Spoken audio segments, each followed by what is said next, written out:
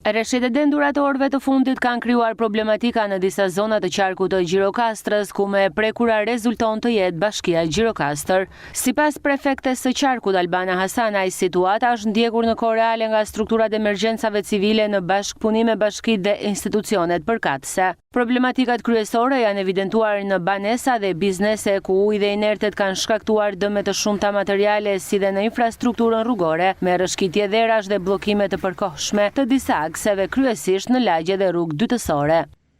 Në qarkun e Gjirokastrës më e prekur ka qenë bashkia e Gjirokastrës, e cila për shkak të sasive të mëdha të rreshjeve ka kaluar një situatë të vështirë. Kjo për shkak të dëmtimit të disa banesave, por edhe të bizneseve. E kjo si pasojë e rreshjeve të shumta dhe fluksit të madh të ujit, shoqëruar kjo edhe me sasi të mëdha inertesh në të gjithë qytetin. Prefekti Albana Hasanaj thekson se ekipet në terren kanë ndërhyrë për pastrimin e inerteve, hapjen e kanaleve kulluese dhe kthimin në normalitet të qarkullimit. Në 24 orët e fundit po punohet intensivisht për menaxhimin e situatës. Gjitha institucionet, por edhe strukturat vendore janë në angazhim maksimal për përballimin e situatës.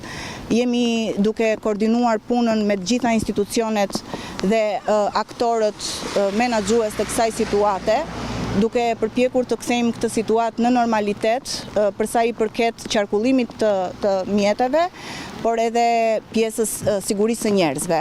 Jemi tashmë duke bërë vlerësimin e disa banesave.